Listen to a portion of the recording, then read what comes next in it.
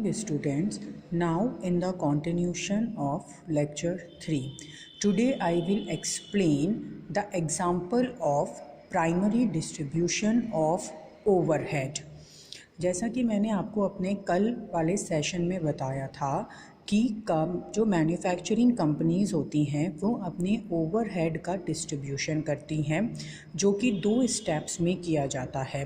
First step होता है primary distribution of overheads.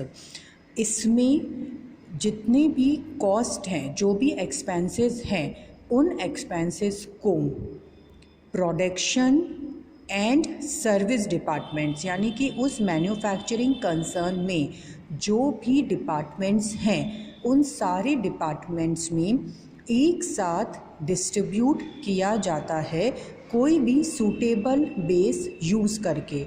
उसको हम प्राइमरी डिस्ट्रीब्यूशन ऑफ ओवरहेड करना कहते हैं। देखिए, अब ये एक एग्जांपल है, इलस्ट्रेशन 1। इसमें मैं आपको primary distribution of overhead explain करूँगी। क्वेश्चन देखिए, इसमें ये एक मैन्युफैक्चरिंग कंपनी है जिसमें A-B-C 3 प्रोडक्शन डिपार्टमेंट्स हैं और D इसका क्या है, सर्विस डिपार्टमेंट है। ठीक है, ये आपको इन्होंने पर्टिकुलर्स दे रखे हैं, रेंट, रिपेयर, डेप्रीसिएशन। ये जो ऊपर वाले पॉइंट में हेडिंग्स में ये इसने आपको एक्सपेंसेस दे रखे हैं, ये वो एक्सपेंसेस हैं जो चारों डिपार्टमेंट्स में हुए हैं। अब हमें इन एक्सपेंसेस को A, B, C और D यानी production department and service department, इनमें इन एक्सपेंसेस को ये जो नीचे बेस दे रखा है ये है सूटेबल बेस। इन एक्सपेंसेस को A, B, C और D में इन सूटेबल बेसिस के हिसाब से आपको डिस्ट्रीब्यूट करना है। ठीक है, सो सबसे पहले हेडिंग क्या आएगा, standard of primary distribution of overhead. Columns कौन कौन से बनेंगे, आइटम, बेस, टोटल, प्रोडक्शन के 3 कॉलम और सर्विस का। अब देखो, सबसे पहले रेंट लिया। मैंने कल जो आपको पीपीटी एक्सप्लेन की थी उसमें मैंने बताया था कि जितने भी एक्सपेंसेस होते हैं उनके लिए अलग अलग बेस होते हैं। उसकी लिस्ट इसी बुक में यहाँ पर भी दे रखी है आपको।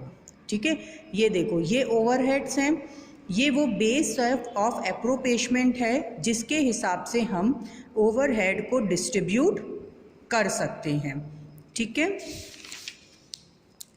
नाउ जैसे अब आपको करना क्या है, जैसे यहाँ पे क्या है, रेंट 5000, आपने रेंट लिखा। रेंट किसके ऊपर डिस्ट्रीब्यूट होता है, एरिया के हिसाब से।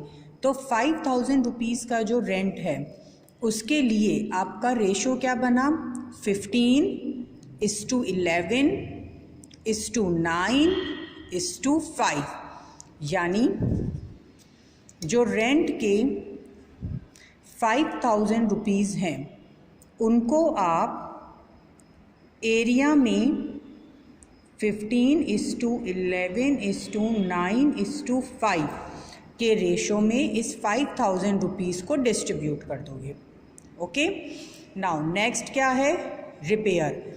रिपेयर किस पर डिस्ट्रीब्यूट होती है, वैल्यू ऑफ प्लांट पे, यानी कि जो रिपेयर के 4000 रुपीज़ हैं वो इन चारों डिपार्टमेंट्स पे किस रेशो में डिस्ट्रीब्यूट होंगे, वैल्यू ऑफ प्लांट, यानी 8:6:4:6,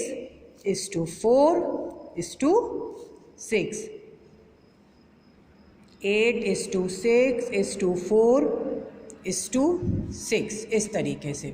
आप यहाँ पे ये भी अलग से मेंशन कर सकते हो, जैसे मैंने लिखा है रिपेयर प्लांट, यहाँ ब्रैकेट में वो रेशो जिसमें डिस्ट्रीब्यूट कर रहे हैं और ये आपने डिस्ट्रीब्यूट कर दिया। सेम ऐसे ही डेप्रीसिएशन भी किस पे डिस्ट्रीब्यूट होता है, वैल्यू ऑफ प्लांट पे, तो वही सेम रेशो एप्लीकेबल होगा। लाइट किस पे डिस्ट्रीब्यूट होती है, अगर हमें लाइट पॉइंट्स दे रखे हैं तो नंबर ऑफ लाइट पॉइंट्स पे डिस्ट्रीब्यूट होती है, और अगर वो सूटेबल बेस नहीं गिवन है तो जो कॉमन बेस यूज़ किया जाता है वो होता है एरिया स्क्वायर मीटर या स्क्वायर फिट, उस पर डिस्ट्रीब्यूट हो जाएगी। पावर किस पे डिस्ट्रीब्यूट होती है? पावर यूजुअली मीटर्स पर या हॉर्स पावर अगर रेशो गिवन है तो उस पर डिस्ट्रीब्यूट होती है, कुछ नहीं दिया हुआ है तो प्लांट वैल्यू पे। सेम ऐसे ही ये इन्होंने सारे डिस्ट्रीब्यूट कर लिए, ठीक है।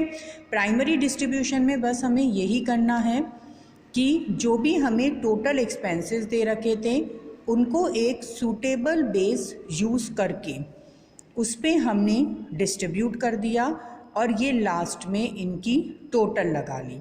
This is primary distribution of overhead. बस आपको इसमें यही करना होता है।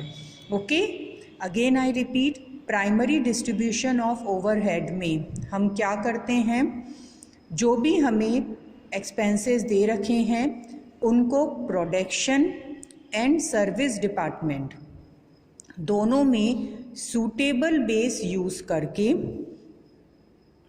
डिस्ट्रीब्यूट किया जाता है, और ये जो इसकी टोटल है ये आपकी हो गई primary overheads department wise total, कि टोटल प्राइमरी ओवरहेड कितने हुए 27,100, ये तो इनकी टोटल हो गई, जिसमें ए का कितना है 5, इतना, बी का ये, सी का ये और सर्विस डिपार्टमेंट डी का ये। बस this is primary distribution of overhead. इस वीडियो के साथ में मैं आपको एक अभी अनसॉल्व क्वेश्चन भी सेंड करूंगी, वो आपको पहले इसको सॉल्व करके देख लेना और उसके बाद उसे सॉल्व करके देख लीजिएगा। अगर कोई प्रॉब्लम होती है तो next day same time same lecture में आप मुझसे पूछ सकते हैं। Thank you.